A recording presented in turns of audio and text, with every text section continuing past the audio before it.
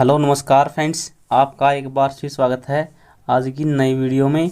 जाति, धर्म और लैंगिक मसले, अध्याय नंबर 4, लैंगिक मसले और राजनीति। लैंगिक असमानता को स्वाभाविक या कहीं की प्राकृतिक और अपरिवर्तनीय मान लिया जाता है। लेकिन लैंगिक असमानता का आधार क्या है? स्त्री पुरुष की जैविक बनावट नहीं है, जीव नहीं है, बल्कि इन दोनों के बारे में जो प्रचलित रूढ़िवादी बातें हैं, जिसे पूर्वाग्रह बोलते हैं, और तयशुदा सामाजिक भूमिकाएं हैं, इन्हें समाज के साथ भेदभाव करता है। इस बॉक्स में देखते क्या लिखा है। श्रम का लैंगिक विभाजन, काम के बंटवारे का यह तरीका जिसमें घर के अंदर सारे काम परिवार की औरतें करती हैं और अपनी देख रेख में घरेलू नौकरियों को रखती हैं। यानी जो श्रम का विभाजन है, जैसे घर का काम महिलाएं करती हैं, खेत का काम या बाहर का काम पुरुष करते हैं, इसे बोलते हैं श्रम लैंगिक। यानी जो लैंगिक है, इसके आधार पे काम का विभाजन। आमतौर पर ये धारणा है या मन में बात बैठा दी जाती है कि जो महिलाएं हैं, लड़कियां हैं, या गृहस्थी चलाने के लिए बच्चों का पालन पोषण करेंगी औरतें, और यह चीज़ अधिकतर परिवारों के श्रम लैंगिक विभाजन कराती है। यानी जो घर का काम महिलाएं करेंगी, बाहर का काम पुरुष करेंगे, यह एक लैंगिक श्रम विभाजन है, जैसा हमने इधर देखा था। खाना बनाना, सफाई करना, कपड़े धोना, बच्चों का देख रेख करना, जबकि मर्द बाहर के काम करते हैं। लेकिन ऐसा नहीं है, मर्द ये सारे काम कर सकते हैं। दरअसल वे सोचते हैं कि ऐसे कामों को करना औरतों के जिम्मे है, पर जब सिलाई कटाई से लेकर इन्हीं सारे कामों के लिए पैसे मिलते हैं तो मर्द खुशी खुशी ये काम करते हैं। यानी पैसे के लिए ये सब काम मर्द भी करते हैं। अधिकांश दर्जी, होटल के रसोइये पुरुष होते हैं, और आपको पता है अधिकांश धोबी भी पुरुष होते हैं जो कपड़ों को प्रेस भी करते हैं।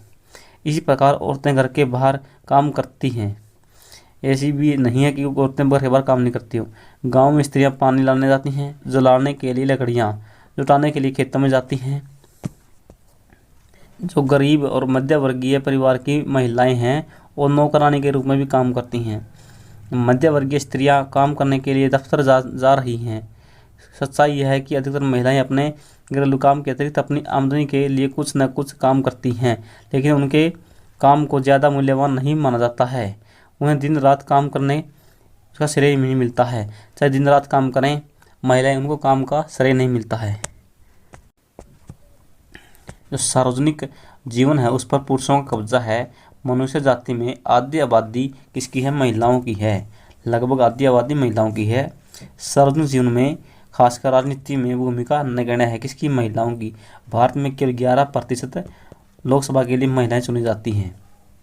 यह अधिकतर समाजों पर लागू होती है। पहले सिर्फ पुरुषों को सार्वजनिक मामलों में भागीदारी देने का था, वोट देने का अधिकार था। सार्वजनिक पदों पर चुनाव लड़ने का अनुमति थी। धीरे धीरे राजनीति में लैंगिक मुद्दे उभरे। दुनिया के अलग अलग देशों में औरतों ने अपने संगठन बनाए, बराबरी के अधिकार की मांग की।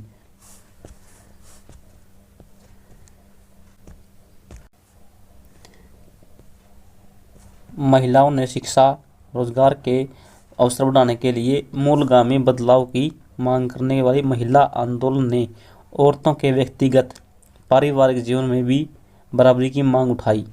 पारिवारिक जीवन और आंदोलनों में व्यक्तिगत रूप से महिलाओं ने मांग उठाई। इन आंदोलनों को नारीवादी आंदोलन कहा जाता है। लैंगिक विभाजन की राजनीति अभिव्यक्ति। इस सवाल पर राजनीति गोलबंदी में सार्वजनिक जीवन में औरतों की भूमिका को बढ़ाने के लिए किया। आज वैज्ञानिक हैं, महिलाएं डॉक्टर भी हैं, इंजीनियर भी हैं, प्रबंध कॉलेज विद्यालयों में शिक्षक भी हैं। कौन? महिलाएं हैं। दुनिया के कुछ हिस्सों में जैसे स्वीडन, नॉर्वे, फिनलैंड, संकेडोनिया देशों में सार्वजनिक जीवन में महिलाओं की भागीदारी का स्तर काफ़ी ऊंचा है। यानी इन देशों में महिलाएं काफ़ी विकसित हैं। Sweden, Norway, Finland, Scandinavia. यहाँ पर ये दिखाया गया है कि जो महिलाएं हैं वो कितनी गतिविधि करते हैं, पुरुष कितनी करते हैं। आमदनी का काम पुरुष करते हैं 6 घंटे, महिलाएं करती हैं 240। ये कोई इम्पोर्टेंट नहीं है। नारीवादी, औरत और मर्द के समान अधिकारों और अवसरों के विश्वास वाली महिलाओं का या पुरुष।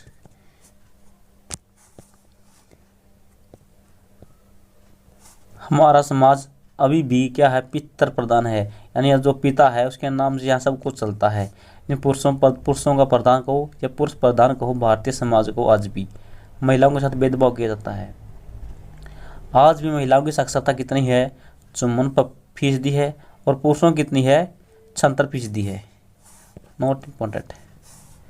यहाँ से ध्यान रखेंगे, इस स्थिति के चलते अब भी ऊंची तनख्वाह वाले और उच्च पदों पर पहुंचने वाली महिलाओं की संख्या बहुत कम है, यानी ऊंचे पदों पर और हाई तनख्वाह पर पहुंचने वाली महिलाओं की संख्या बहुत कम है। भारत में औसतन एक स्त्री एक पुरुष पितृ प्रधान, इस शाब्दिक अर्थ को पिता का शासन कहते हैं। इस पद का प्रयोग महिलाओं की तुलना में पुरुषों से ज़्यादा महत्व दिया जाता है। Not important.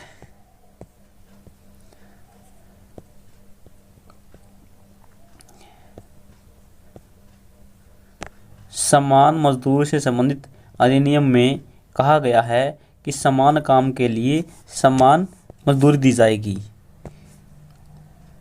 बहरहाल काम के हर क्षेत्र में, यानी खेल कूद में, दुनिया से लेकर सिनेमा के संसार तक और कल कारखानों में, खेतों के लियानों, महिलाओं की पुरुषों की तुलना में कम मजदूरी मिलती है, यानी पुरुषों की तुलना में महिलाओं को कम मजदूरी मिलती है। भारत के अनेक हिस्सों में माँ बाप का सिर्फ लड़के की चाह होती है, लड़कियां को पेट में ही मार दिया जाता है। इसी के कारण भारत में जो प्रति लड़कियों पर लड़कों की संख्या है वो कितनी रह गई है, 919 रह गई है। कितना भारत का लिंग अनुपात 919 है। कई जगहों पर तो 850 से भी, कहीं 800 से नीचे चला गया है। क्या लिंग अनुपात। शहरी इलाकों में महिलाओं के लिए खास तौर पर असुरक्षित स्थान है, यानी गांव में महिलाओं के लिए सुरक्षित स्थान है, लेकिन शहरी क्षेत्रों में महिलाओं के लिए बिल्कुल असुरक्षित स्थान है। विश्व के विभिन्न देशों में राष्ट्रीय संसदों में महिलाओं की संख्या, नॉर्डिक देश कितनी है, 42.3% सबसे अधिक है।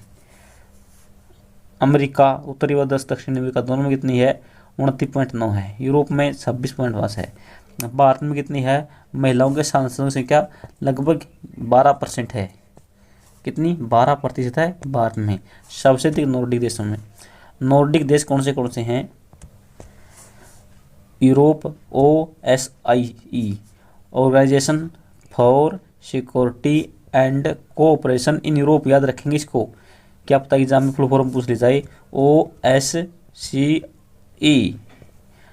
Organisation for security and cooperation in Europe. Nordic देश कौन से हैं, Denmark, Finland, Iceland, Sweden. Nordic में डय आता है, सब में क्या आती है, डय आती है। डेनमार्क, फिनलैंड, आइसलैंड और नॉर्वे 9 शुरू में आता है, तो 9 से नॉर्वे बन जाता है। इस प्रकार आप इनको याद कर सकते हैं। ये आंकड़े 1 अक्टूबर 2018 के अनुसार हैं। महिलाओं का राजनीति प्रतिनिधित्व, नॉट इम्पोर्टेंट। भारत की विधायिका में महिलाओं का प्रतिनिधित्व का अनुपात बहुत कम है। जिन जो भारत में महिलाएं हैं विधायिका के रूप में, प्रतिनिधित्व के रूप में चुनी गई हैं, उनकी संख्या बहुत कम है। जैसे लोकसभा में महिला सांसदों की संख्या 2019 के अनुसार 14% है। 2019 के अनुसार महिलाओं की कितनी संख्या है, 14.36% है, याद रखेंगे। 2019 के चुनाव के अनुसार महिला सांसदों की संख्या कितनी है, 14.36% है। राज्यों का विधानसभा में तो महिलाओं का प्रतिनिधित्व और भी कम है। कितना, केवल 5% है राज्यों की विधानसभाओं में, और लोकसभा में कितना है, 14.36%। इस मामले में भारत का नंबर दुनिया के जो देश हमें काफ़ी नीचे आता है। भारत इस मामले में अफ्रीकी देश, लातिन अमेरिकी देश के कई विकासशील देशों के बहुत पीछे है। कभी कभार कोई महिला प्रधानमंत्री मुख्यमंत्री बन जाती है या कुर्सी तक पहुंच जाती है तो पर मंत्रिमंडलों में पुरुषों की वर्चस्व होता है, इस कारण महिलाओं की कुछ नहीं चलती वहाँ पर। यह कार्टून बताता है कि महिला आरक्षण विधेयक संसद में पास क्यों नहीं हो पाया। तो महिलाओं के लिए विधेयक है संसद में, वो पास क्यों नहीं हो पाया आरक्षण के लिए।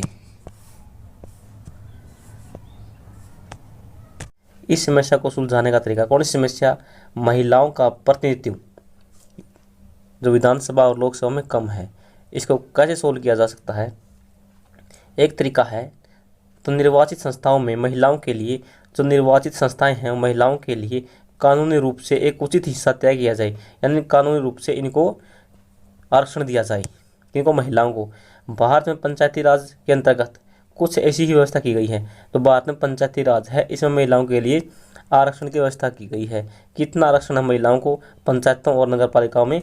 1/3 है। आज भारत के ग्रामीण और शहरी निकाय क्षेत्रों में निर्वाचित संख्याओं की आज भारत के ग्रामीण और शहरी क्षेत्रों के निकायों में निर्वाचित महिलाओं की संख्या 10 लाख से ज़्यादा है। 10 लाख से ज़्यादा है। महिला संगठनों और कार्यकर्ताओं की मांग है कि लोकसभा, तो महिला संगठन और कार्यकर्ता है, उनकी मांग है कि लोकसभा और राज्यसभा में महिलाओं को भी 1/3 सीटों का आरक्षण दिया जाना चाहिए।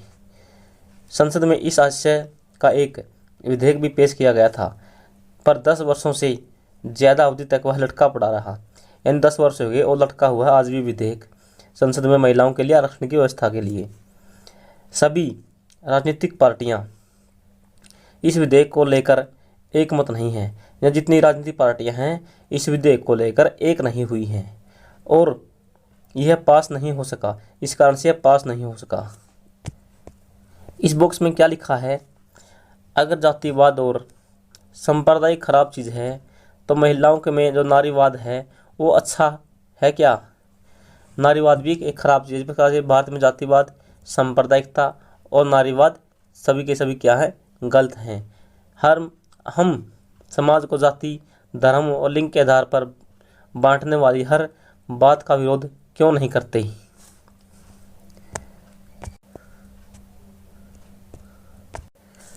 Note important. धर्म, सांप्रदायिकता और राजनीति, पारिवारिक कानून, विवाह, तलाक, गोद लेना और उत्तराधिकार जैसे परिवार से जुड़े मसलों पर से संबंधित कानून हैं। विवाह, तलाक, गोद लेना, उत्तराधिकार से संबंधित कानून किससे संबंधित है? परिवार से संबंधित मामले हैं। सामाजिक विभाजन किस पे होता है? धार्मिक अंतरों पर विभाजित होता है। यानी समाज का विभाजन किस पे होता है? धर्म के आधार पर होता है। विभाजन लैंगिक विभाजन जैसा सार्वभौम तो नहीं है। जो लैंगिक विभाजन सार्वभौम है, इस तरह धार्मिक नहीं है। पर विश्व में धार्मिक विभिन्नता आज बड़ी व्यापक हो गई है। भारत समेत अनेक देशों में अलग अलग धर्मों के मानने वाले लोग रहते हैं। पर जैसे हमने उत्तरी आयरलैंड के मामले में देखा था, अगर लोग एक धर्म को मानने लगे तो उसकी पूजा प्रति मान्यताओं को अलग अलग हों, तभी गंभीर मतभेद पैदा हो जाते हैं। लैंगिक विभाजन के विपरीत धार्मिक विभाजन अक्सर राजनीति के मैदान में अभिव्यक्त होते हैं। यानी धार्मिक विभाजन है जो राजनीति के मैदान में अभिव्यक्त होते हैं, यानी जो राजनीति है धर्म के साथ जुड़ी है। गांधी जी कहा करते थे कि धर्म को कभी भी राजनीति से अलग नहीं किया जा सकता। ये किसने कहा था कि धर्म को कभी भी राजनीति से अलग नहीं किया जा सकता? गांधी ने। धर्म से उनका मतलब हिंदू, इस्लाम जैसे धर्म से न होकर नैतिक मूल्यों से था। धर्मों से जुड़े हैं। उनका मानना था कि राजनीति धर्म को स्थापित मूल्यों से निर्देशित होना चाहिए। जो राजनीतिक मूल्य है वो स्थापित होना चाहिए, मूल्यों पर आधारित। जो मूल्य है नैतिकता, उन पर आधारित होना चाहिए। यह बात गांधी ने कही थी। अपने देश के मानवाधिकार समूह का कहना है कि इससे सांप्रदायिक दंगों में मरने वाले ज़्यादातर लोग अल्पसंख्यक समुदाय के होते हैं। यदि सांप्रदायिक दंगे हो जाते हैं, धर्म के ऊपर आधारित दंगे हो जाते हैं, तो उनमें ज़्यादातर लोग कौन मरते हैं? जो अल्पसंख्यक हैं, इन जो संख्या में कम है वो ज़्यादा मरते हैं, क्योंकि बहुसंख्यक तो अधिक होते हैं, वो उनको जल्दी ही मार देते हैं। महिला आंदोलन का कहना है कि सभी धर्मों में वर्णित पारिवारिक कानून महिलाओं से भेदभाव करते हैं। Note important. सांप्रदायिकता समस्या तब शुरू होती है जब धर्म को राष्ट्र का आधार मान लिया जाता है। जैसे श्रीलंका में बौद्ध धर्म को माना गया था। उत्तरी आयरलैंड में आपने देखा था जो प्रोटेस्टेंट थे और जो कैथोलिक थे, इनके बीच संघर्ष हुए थे ईसाई धर्म को लेकर। राष्ट्रवाद की ऐसी ही अवधारणा से जुड़े खतरों को दिखाता है। समस्या तब और विकराल रूप धारण करती है जब राजनीति में धर्म की व्यक्ति एक समुदाय की विशिष्टता को दावा करती है। जब राजनीति में धर्म की एक समुदाय के लिए विशिष्ट यानी विशेष मान लिया जाए या उसका पक्षपात किया जाए। इसके अनुयायी दूसरे धर्मावलंबियों के खिलाफ मोर्चा खोल देते हैं, यानी एक दूसरे के खिलाफ मोर्चा खोल देते हैं धर्म के आधार पर। ऐसे तब होता है जब धर्म के विचारों को दूसरे से श्रेष्ठ माना जाए, यानी एक धर्म को दूसरे धर्म से श्रेष्ठ माना जाए। जैसे भारत में यदि अन्य धर्मों की अपेक्षा हिंदू धर्म को उच्च माना जाए तो सांप्रदायिक दंगे भड़क सकते हैं भारत में। एक धार्मिक समूह अपनी मांगों को दूसरे समूह के विरुद्ध खड़ा करने लगता है। इस प्रक्रिया में जब राज्य अपनी सत्ता का इस्तेमाल किसी एक धर्म के पक्ष में करता है तो इसे क्या होता है और अधिक विकट रूप धारण कर लेता है सांप्रदायिकता। Note important. सांप्रदायिकता सोच जब ज़्यादा आगे बढ़ती है, उसमें विचार जुड़ने लगता है, कोई विचार उसमें जुड़ने लगता है, तब सांप्रदायिकता सोच आगे बढ़ती है कि दूसरे धर्मों के अनुयायी एक ही राष्ट्र में समान नागरिक के तौर पर नहीं रह सकते।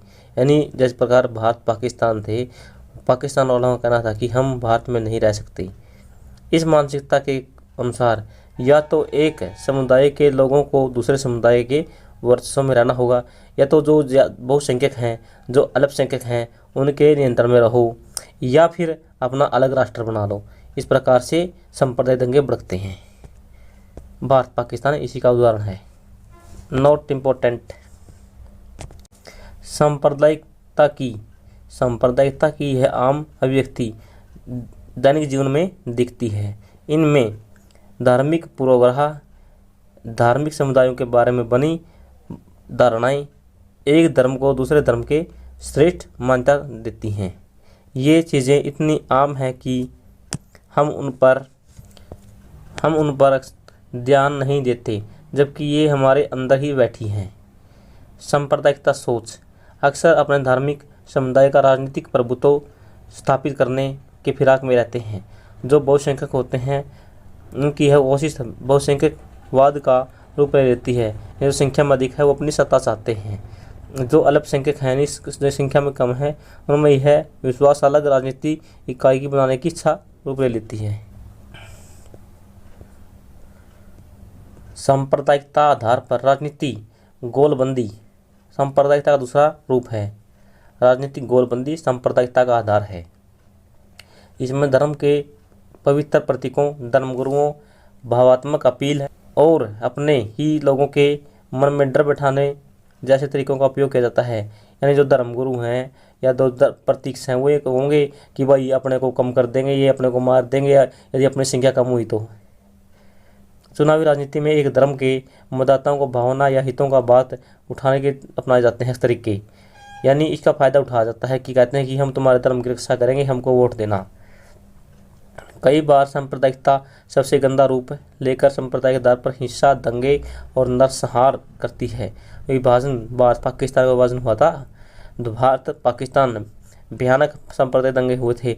आज़ादी के बाद ये बड़े पैमाने पर सांप्रदायिकता हिस्सा थी।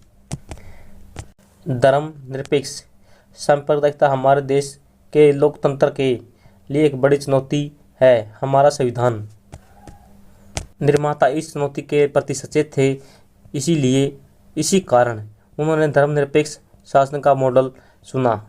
इसी आधार पर संविधान में अनेक प्रावधान किए गए। इनके बारे में हम पिछले साल पढ़ चुके हैं। भारतीय राज्य ने, देश को हो या राज्य को हो, ने किसी भी धर्म को राज्य के धर्म के रूप में अंगीकार नहीं किया है। इन भारतीय संविधान में भारत का कोई भी धर्म नहीं है। श्रीलंका में बौद्ध धर्म है, पाकिस्तान में इस्लाम धर्म है, इंग्लैंड में ईसाई धर्म है। याद रखेंगे यहाँ से, श्रीलंका का बौद्ध, पाकिस्तान का इस्लाम और इंग्लैंड का ईसाई। जो दर्जा रहा है। इसके विपरीत भारत का संविधान किसी भी धर्म को विशेष दर्जा नहीं देता है। संविधान सभी नागरिकों और समुदायों को किसी भी धर्म का पालन करने और प्रचार करने की आज़ादी देता है। संविधान के आधार पर किए जाने वाले किसी तरह के भेदभाव को अवैधानिक है, यानी संविधान में धर्म के खिलाफ कोई भी काम नहीं कर सकता, वो क्या है, अवैधानिक है।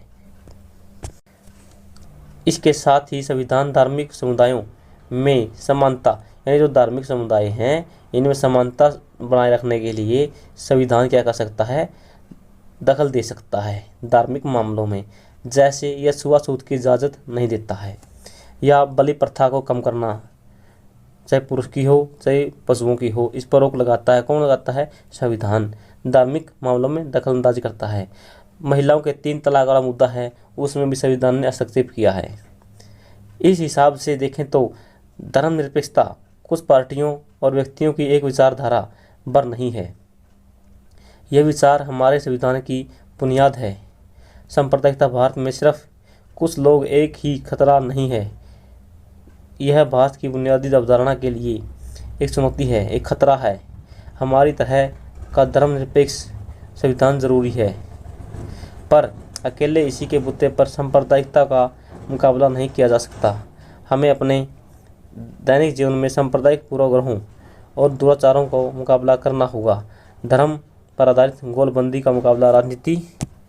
ये चित्र देख रहे हैं आप, इस चित्र में क्या दिखाया गया है कि यह कुर्सी मुख्यमंत्री बनने वाले के लिए बनाई गई है।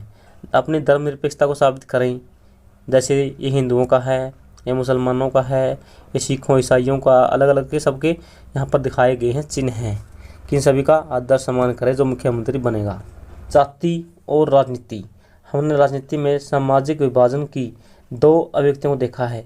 इनमें एक मोटे तौर पर सकारात्मक या लाभदायक होती है तो दूसरी तरफ नुकसानदायक भी होती है। आइए अब अंतिम प्रमुख विभाजन यानी जाति और राजनीति की चर्चा करेंगे। जातिगत असमानताएं। लिंग धर्म के आधार पर विभाजन तो दुनिया भर में है, पर जाति पर आधारित विभाजन सिर्फ भारतीय समाज में देखने को मिलता है। जाति पर आधारित समाज का विभाजन केवल भारत में देखने को मिलता है। सभी समाजों में कुछ सामाजिक असमानताएं और एक न एक तरह का श्रम का विभाजन मौजूदा होता है। अधिकतर समाजों में पेशा परिवार की एक पीढ़ी से दूसरी पीढ़ी में चला जाता है, यानी जो जाति है इनका अलग से पेशा होता है जो एक पीढ़ी से दूसरी पीढ़ी में चलता रहता है। जिस प्रकार से कुम्हार यदि मटके बनाता है तो उसका पुत्र भी मटके बनाएगा, चमार यदि चमड़े का काम करता है तो उसका पुत्र भी आगे चमड़े का काम करेगा। लेकिन जाति व्यवस्था इसका एक अतिवादी और स्थायी रूप से अन्य समाज में मौजूद असमानताओं से यह एक खास अर्थ भिन्न है। इसमें पेशा वंशानुगत है, विभाजन को रीति रिवाजों की मान्यता प्राप्त है, यानी जो वंशानुगत विभाजन है, रीति रिवाज है, वो एक पेशा है भारत में और इसको मान्यता भी है। एक जाति समूह के लोग एक या मिलते जुलते पेशों के तो होते हैं, साथ ही उन्हें एक अलग सामाजिक समुदाय के रूप में देखा जाता है। उन्हें आपसी में बेटी रोटी अर्थात शादी खाना पीना का संबंध रहता है, यानी एक दूसरा समुदाय, कई बार एक समुदाय दूसरे समुदाय को बेटी रोटी का संबंध होता है या खान पान साथ करते हैं, लेकिन उनमें समुदाय अलग अलग होता है। अन्य जातियों में समूह में उनके बच्चों की न तो शादी की जा सकती, यानी अन्य जातियों में न शादी की जा सकती, न ही महत्वपूर्ण पारिवारिक समुदाय आयोजकों में उनकी बात पर बैठकर दूसरी जाति के लोग भोजन कर सकते, यानी साथ में बैठकर जाति के लोग भोजन नहीं कर सकते। जैसे निम्न जाति के लोग हैं और उच्च जाति के लोग हैं, अलग अलग भोजन करते हैं। आज भी समाज में इसी प्रथा है। वर्ण व्यवस्था। अन्य जाति समूहों से भेदभाव और उनमें से अलग मानने की धारणा पर आधारित है। वर्ण व्यवस्था अंत्यज जातियों के छुआछूत व्यवहार किया जाता है।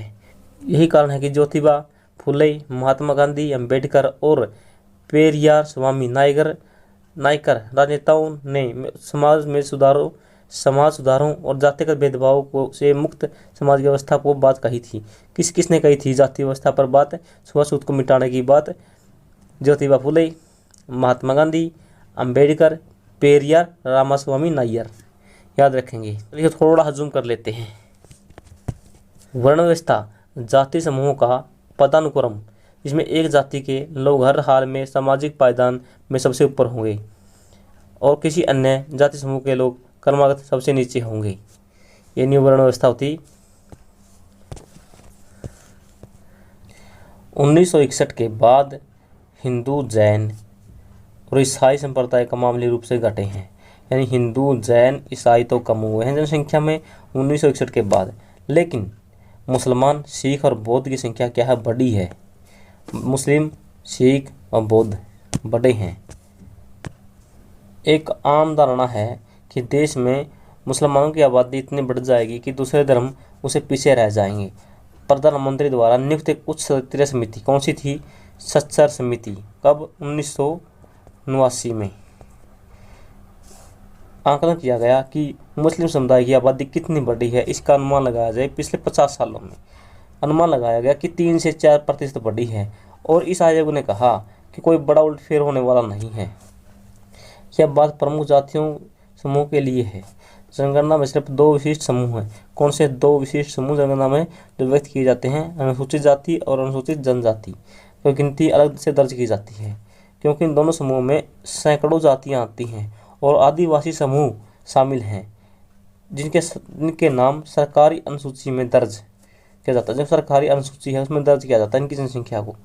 इसके चलते इनके नाम के साथ अनुसूचित जाति शब्द लगाया जाता है। अनुसूचित जातियों में आमतौर पर दलित कहा जाता है। अनुसूचित जातियों को आमतौर पर दलित कहा जाता है। वे हिंदू जाति आदि जिनमें हिंदू सामाजिक व्यवस्था में अछूत माने जाते हैं, यानी हिंदू सामाजिक व्यवस्था में दलितों को अछूत माना जाता है। इन जातियों के साथ भेदभाव किया जाता है, तिरस्कार किया जाता है। अनुसूचित जनजाति में आमतौर पर आदिवासी कहा जाता है। जो अनुसूचित जनजाति है इनको आदिवासी कहा जाता है और दलितों को अनुसूचित जाति कहा जाता है। वे समुदाय शामिल हैं जो अमूमन पहाड़ी जंगली इलाकों में रहते हैं। कौन, अनुसूचित जनजाति यानी आदिवासी, जिनका बाकी समाज से तालमेल नहीं है। 2011 की जनगणना के अनुसार अनुसूचित जाति का हिस्सा जो एससी है, इसका हिस्सा कितना था, 16.6% थी। कौन, एससी। और एसटी कितनी थी, 8.6% थी। 2011 की जनगणना के अनुसार भारत में धार्मिक समुदाय की आबादी हिंदू कितने हैं, 79.8 यानी 79.8 हिंदू हैं। मुस्लिम कितने हैं, 14.2 हैं और बाकी आप देखते हैं बहुत कम हैं। ईसाई 2.3 हैं, सिख 1.7 हैं और बाकी थोड़े बहुत से हैं। यहाँ से देख सकते हो आप, बौद्ध 0.7, जैन 0.4, अन्य धर्म 0.7 है, कोई धर्म नहीं 0.2 है। महापुरुषों के प्रयासों से और सामाजिक आर्थिक बदलावों के चलते आधुनिक भारत में जाति संरचना जो थोड़ी थोड़ी ढीली हो रही है। आर्थिक विकास और शहरीकरण के कारण और साक्षरता, शिक्षा के विकास, पेशा चुनने के कारण आज़ादी है, यानी शिक्षा के स्तर पर कोई पेशा आप चुन सकते हो। गांव में जमींदारी प्रथा कमज़ोर पड़ गई है जिसके कारण जातिवाद के जो जाति व्यवस्था के जो पुराने स्वरूप थे उसमें थोड़ा बहुत बदलाव आ रहा है। आप किसी होटल में, ट्रेन में या होटल में इकट्ठे जा सकते हैं, इकट्ठे खाना खा सकते हैं। आपका कोई धर्म नहीं पूछेगा, कोई जाति नहीं पूछेगा। जो जाति व्यवस्था है वो अभी तक पूरी तरह मिटी नहीं है। जो अभी भी ज़्यादातर लोग अपने कबीले, अपनी जाति में ही शादी करते हैं और संवैधानिक प्रावधान है कि छुआछूत की प्रथा को कम करने के लिए आप किसी भी जाति, किसी भी धर्म में शादी कर सकते हैं। यहाँ पर यह बात कही गई है कि जो जिन जातियों के लोग पहले ही बहुत ज़्यादा पढ़े लिखे थे या पढ़ते थे, उन्हीं जातियों के लोग आज भी अधिक पढ़ते हैं और अधिक नौकरियों पर वही आज भी।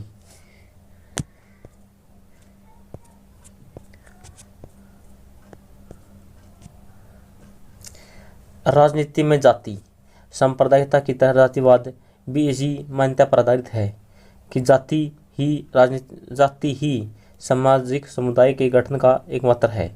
इस चिंतन पद्धति के अनुसार एक जाति के लोग एक स्वाभाविक सामाजिक समुदाय का निर्माण करते हैं। एक सामाजिक समुदाय का निर्माण करते हैं जाति के लोग। उनके हित एक जैसे होते हैं, यानी जो एक जाति के लोग होते हैं उनके हित लगभग एक जैसे होते हैं। दूसरी जातियों के लोगों से उनके हितों का कोई मेल नहीं खाता। जैसे कि हमने सांप्रदायिकता मामले में देखा। यह मान्यता हमारे अनुभवों से पुष्ट नहीं होती है। हमारे अनुभव बताते हैं कि जाति हमारे जीवन का एक पहलू है और ज़रूरी है, लेकिन यह एकमात्र है, सबसे ज़्यादा महत्वपूर्ण पहलू है। राजनीति में जाति के अनेक रूप देखे जाते हैं। यहाँ पर यह बात कही गई है, जब कोई पार्टी अपने उम्मीदवार को चुनाव मैदान में उतारती है तो ये देखती है कि उस इलाके में किस जाति के वोटर ज़्यादा हैं। उस इलाके में जिस जाति के वोटर ज़्यादा होंगे उन्हीं का कैंडिडेट वहाँ पर उठाया जाएगा ताकि वो जीत सके। शहरीकरण क्या है? ग्रामीण इलाकों से निकलकर लोगों का शहरों में जाना। जातिगत असमानताएं, उदाहरण के लिए जो पहले से अछूत कहे जाने वाली जातियों के लोग ज़मीन, जो अछूत कहे जाने वाली जातियाँ हैं वो अपने पास ज़मीन नहीं रख सकते हैं और उन्हें पढ़ने का अधिकार नहीं है, शिक्षा पाने का अधिकार नहीं है। आज ये जो जाति पर आधारित प्रथाएं हैं, असमानताएं हैं, औपचारिक रूप से यानी संविधान में इनको गैर कानूनी माना गया है, लेकिन समाज में आज भी ये फैली हुई हैं। लेकिन कुछ लोगों को बहुत पहले समय से ही दबा कर रखा जाता था, जिस कारण से क्या फैला है, जो पीछे रह गए हैं, जिस समाज को पहले शिक्षा नहीं लेने देगी और असमानताएं उभरी हैं। निश्चित रूप से आज बदलाव आ रहा है। जो नीची जाति के लोग थे उनमें बहुत से अमीर हैं और जो उच्च जाति के लोग थे उनमें आज बहुत से गरीब हो गए हैं। ये बात यहाँ पर कही गई है।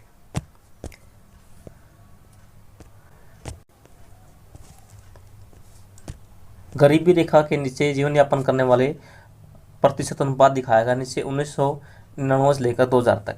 अनुसूचित जनजाति के 45% लोग गाँव में गरीब हैं, शहरों में 35%।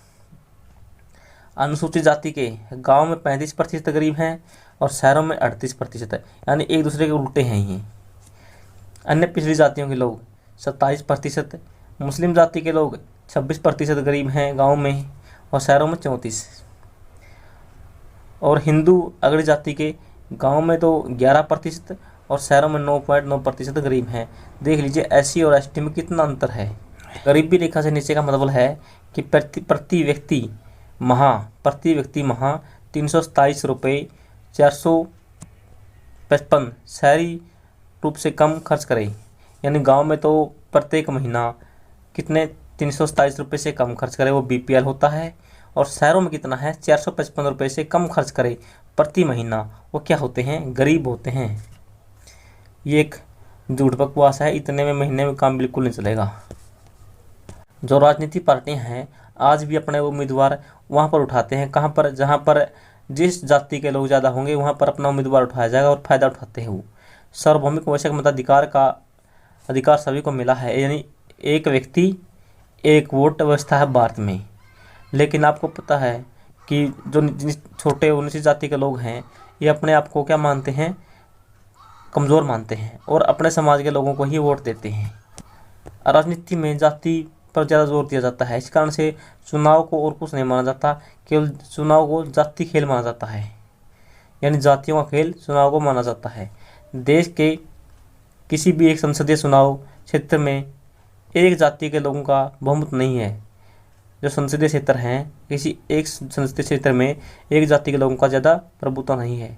इसीलिए हर पार्टी और उम्मीदवार को चुनाव जीतने के लिए एक जाति, एक समुदाय से ज़्यादा लोगों का भरोसा हासिल करना होता है। किसकी संसदीय की बात है या विधानसभा की बात नहीं है। कोई भी पार्टी किसी भी एक जाति या समुदाय के सभी लोगों का वोट हासिल नहीं कर सकती। कोई भी एक पार्टी हो या एक व्यक्ति हो, एक जाति का, एक समुदाय का लोगों का वोट प्राप्त नहीं कर सकता है।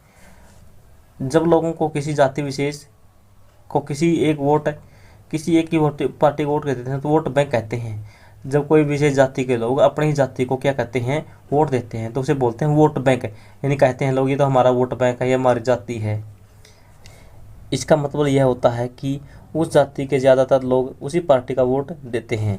अगर किसी चुनाव क्षेत्र में एक जाति के लोगों का प्रभुत्व माना जाता रहा है तो अनेक पार्टियां उसी जाति के उम्मीदवार को खड़ा करने से कोई नहीं रोक सकता। यानी एक जाति का प्रभुत्व है तो सभी जातियां उसी जाति का कैंडिडेट वहां पर उतार सकती हैं।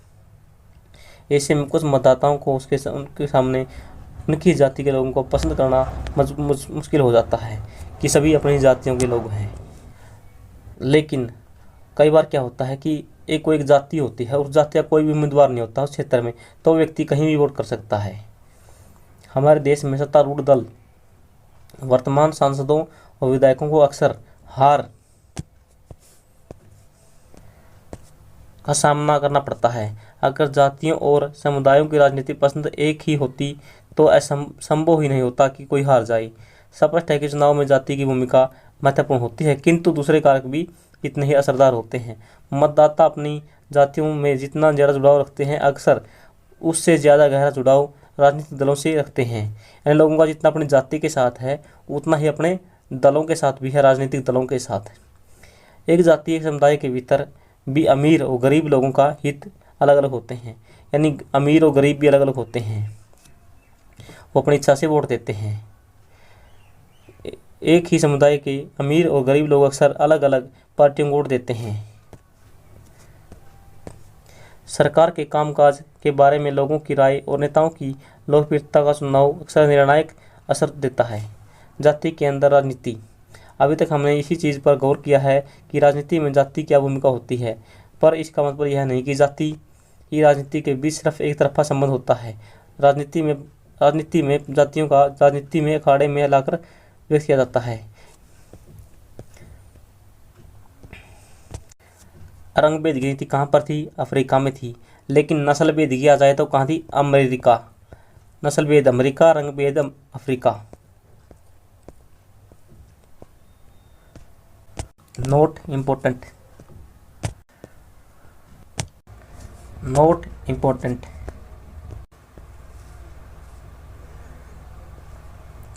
चलिए इस लेसन के हम अभ्यास के प्रश्न करते हैं।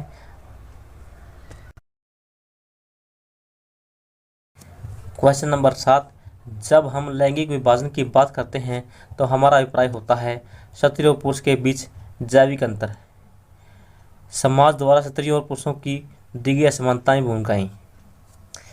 जैविक अंतर तो हो नहीं सकता क्योंकि जो जीव है उसके आधार पर हम अंतर नहीं कर सकते, ऊपर पड़ा था। समाज द्वारा स्त्रियों और पुरुषों में दी असमानता, हाँ समाज द्वारा ही बांटे गए हैं, भगवान ने हमको नहीं बांटा है महिला और पुरुष में। भगवान सबको एक समान पैदा करता है इन्हें जैविक रूप में। समाज द्वारा स्त्री और पुरुषों को बांटा गया है।